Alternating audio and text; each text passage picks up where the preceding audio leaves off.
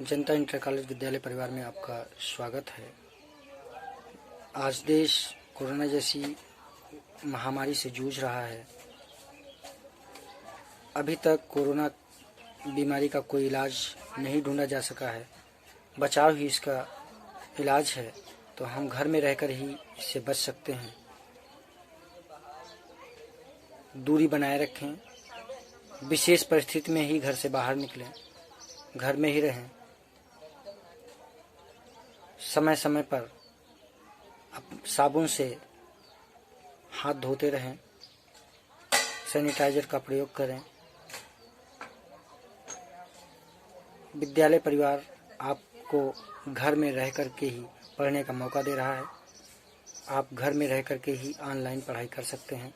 इसके लिए जनता inter college विद्यालय परिवार आपके लिए ऑनलाइन क्लास चला रहा है। ऑनलाइन क्लास में आपका एक बार फिर स्वागत है। हम आपको इंटरमीडिएट कक्षा 12 की शिक्षा शास्त्र को पढ़ा रहे हैं, जिसमें मैंने आपको वैदिक काल, बौद्ध काल और मध्यकाल के बारे में आपको पढ़ा रहे हैं। तो आज हम मध्यकाल की शिक्षा के जो कमियां हैं, जो दोष हैं, उन चीज़ों को हम आपके सामने रखेंगे। तो कौन कौन सी कमियां हैं उनको हम समझ रहे हैं। तो पहला है लौकिकता पर अधिक बल। यानी लौकिकता पर अधिक बल यानी मुस्लिम शिक्षा जो थी वो मात्र धार्मिक शिक्षा थी, लौकिक आचरण की तरफ थी, परलोक को नहीं देखती थी, सिर्फ इस लोक को कहती थी, इहलोक सुखी परलोक सुखी कहते थे। ये केवल विलासिता पूर्वक शिक्षा थी। इसमें देखा जाए तो सिर्फ भौतिक सुविधाओं पर बल दिया जाता था। इस्लाम का मुख्य स्थान जो था वो इस्लामिक शिक्षा का भौतिक पक्ष था, परंतु शिक्षा की भौतिकता पर बल इसमें ज्यादा दिया गया। शिक्षा का एकमात्र उद्देश्य छात्रों को ज्ञान प्रदान करके समाज में सम्मानजनक स्थान प्रदान करना था, श्रेष्ठ पद प्रदान करने योग्य बनाना था, जिससे वे सांसारिक सुखों और वैभव तथा ऐश्वर्य को प्राप्त कर सकें। तो लौकिक पर इस पे अधिक बल दिया गया था। दूसरा है बालिका एवं स्त्री शिक्षा की उपेक्षा। आपको पता होना चाहिए मध्यकाल में पर्दा प्रथा का प्रचलन था। पर्दा प्रथा के प्रचलन के चलते महिलाओं को प्राथमिक शिक्षा के लिए मकतब में तो प्रवेश दे दिया जाता था, यानी छोटी छोटी बालिकाओं को मकतब में पढ़ने के लिए मौका मिल जाता था, लेकिन उच्च शिक्षा के लिए इनको मदरसे में प्रवेश बाधित था। इनके लिए देखा जाए सिर्फ अमीर लोगों के घरों की जो महिलाएं थी वही अपने घर पर ही शिक्षा व्यवस्था उनके लिए करा दी जाती थी वही। तो इस समय देखा जाए मात्र मध्यकाल में स्त्री शिक्षा जो थी मात्र एक ही दो, कहने का मतलब संकुचित रूप रखते हुए कुछ ही लोगों को प्रदान की गई थी, यानी स्त्री शिक्षा की उपेक्षा की गई थी। शिक्षा के क्षेत्र में प्रांतीय और स्थानीय भाषाओं की अवहेलना। आपको पता होना चाहिए ये जो मुस्लिम शिक्षा थी यानी मध्यकालीन शिक्षा थी, इसका माध्यम था अरबी और फारसी भाषा।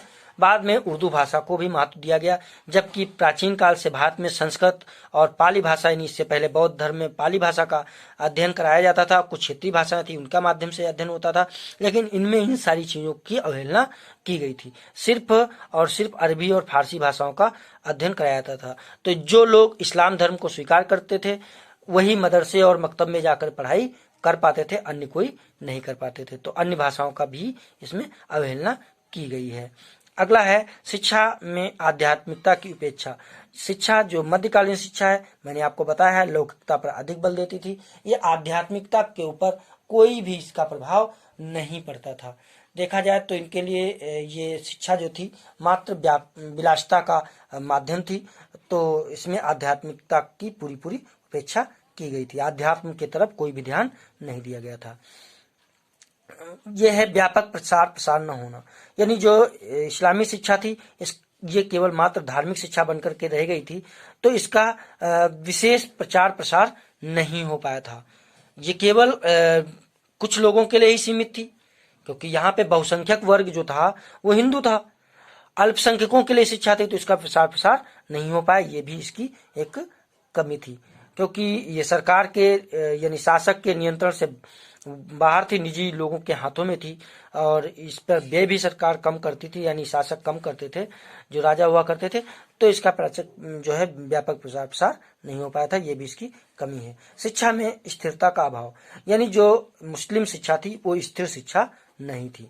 ये स्थिर शिक्षा न होने का इसका एक अभाव है कि अगर स्थिर शिक्षा होती तो इसका व्यापक प्रचार प्रसार हो जाता। तो स्थिर शिक्षा का अभाव, क्योंकि ये नई जमीन पे पनपी थी। हमारे यहाँ शासक बन करके आए थे, इस्लामिक शासक जो आए थे, तो उन्होंने इस्लाम को आगे बढ़ाने का काम किया। तो ये नई जमीन पे पनपी थी, इसलिए इसमें स्थिरता नहीं थी। क्योंकि हमारे यहाँ तो वैदिक कालीन शिक्षा यानी वेदों को पढ़ना, फिर बौद्ध कालीन शिक्षा, इन शिक्षा की पृष्ठभूमि थी। बाद में ऊपर से ये थोपना एक स्थिरता का भाव नहीं पैदा कर सकती थी। तो ये भी एक इसकी कमी थी। छात्रों के लिए कठोर दंड की व्यवस्था, आपको पता होना चाहिए, वैदिक काल हो चाहे बौद्ध काल हो, इन दोनों में शारीरिक दंड को वर्जित किया गया था, जबकि मध्यकाल में कठोर दंड की व्यवस्था की गई। इसमें दंड व्यवस्था में आपको मैंने बताया था, अध्यापक अपने हिसाब से अपनी इच्छा अनुसार दंड देते थे। बेत मारना, कोड़े मारना, लात घूसे मारना, मुर्गा बनाना, उठक बैठक लगाना, तो ये सारी चीजें जो थी ये कठोर दंड इसमें दिया जाता था, जो बालक के लिए अच्छा नहीं है। उसके बाद में है छात्रों में विलासिता का प्रचलन। आपको मैंने बता दिया, मुस्लिम काल में छात्रों का जीवन जो था वैदिक और बौद्ध काल के समान कठोर नहीं था। उन्हें अनेक प्रकार के सुख साधन उपलब्ध थे, क्योंकि ये शहर के बीच में या आबादी के बीच में बनाए जाते थे। इसके कारण वे सुख भोग के आदि हो जाते थे। तो ये भी एक इसका एक कमी है। अगला है हिंदुओं की शिक्षा की उपेक्षा। मैंने आपको बता दिया है कि जो इस्लामी शिक्षा थी केवल इस्लाम धर्म को आगे बढ़ाने के लिए शिक्षा थी। हिंदुओं के मंदिरों को और बौद्ध धर्म के मठों को, गुरुकुलों को तोड़ा गया था मध्यकाल में। तो हिंदुओं की शिक्षा की उपेक्षा की गई थी। कुछ चोरी छिपे जो गुरुकुल थे वो चल रहे थे, फिर भी अगर मुस्लिम शासक जान जाते तो उनको भी तोड़वा दिया करते थे। अगला है नेतृत्व की भावना का विकास न कर पाना। इसमें जो है मुस्लिम शिक्षा जो है, मध्यकालीन शिक्षा है, वो शिक्षा विलासिता पूर्वक शिक्षा थी। तो विलासिता पूर्वक शिक्षा होने के चलते इसमें नेतृत्व की भावना का अभाव होता था, यानी कोई नेता नहीं बन पाता था। कहने का मतलब नेतृत्व की भावना यानी श्रेष्ठता की भावना नहीं हो पाती थी। तो ये सारी चीजें हुआ करती थी। इसमें देखा जाए तो भौतिक पद पक्ष पर ज्यादा बल दिया जाता था, स्त्री शिक्षा पर ज्यादा बल दिया, स्त्री शिक्षा पर बल ही नहीं दिया गया। तो इसमें ये सारी कमियां पाई गई हैं। तो आपने जो है मध्यकालीन शिक्षा के दोष पढ़ लिए। इसमें पहला था लौकिकता पर अधिक बल देना, बालिका शिक्षा की उपेक्षा करना, शिक्षा के क्षेत्र में प्रांतीय और स्थानीय भाषाओं की अवहेलना करना, इनको न मान्यता देना, और शिक्षा में आध्यात्मिकता की उपेक्षा करना, अध्यात्म की उपेक्षा करना, व्यापक प्रचार प्रसार न हो पाना इस शिक्षा का, शिक्षा में स्थिरता का अभाव रहना, ये भी एक कमी है। छात्रों के लिए कठोर दंड की व्यवस्था की गई, जो मैंने आपको बता दिया है। छात्रों में विलासिता का प्रचलन करना, यानी विलासिता का प्रचलन था, छात्र विलासी हो जाते थे, उनको ज्यादा सुख सुविधाएं दी जाती थी। फिर हिंदू शिक्षा की उपेक्षा की गई थी, यानी हिंदू शिक्षा को किसी भी तरीके से मान्यता प्रदान नहीं किया गया था। नेतृत्व की भावना का विकास नहीं हो पाया था। ये सारी कमियां थी मध्यकालीन शिक्षा की। अब आगे हम आपको पढ़ाएंगे प्राचीन मध्यकालीन भारतीय शिक्षा प्रणाली में अंतर, यानी प्राचीन शिक्षा प्रणाली जो थी और मध्यकालीन शिक्षा प्रणाली में क्या अंतर है, इसको हम पूरी तरीके से अगले वीडियो में पढ़ाएंगे। तब तक के लिए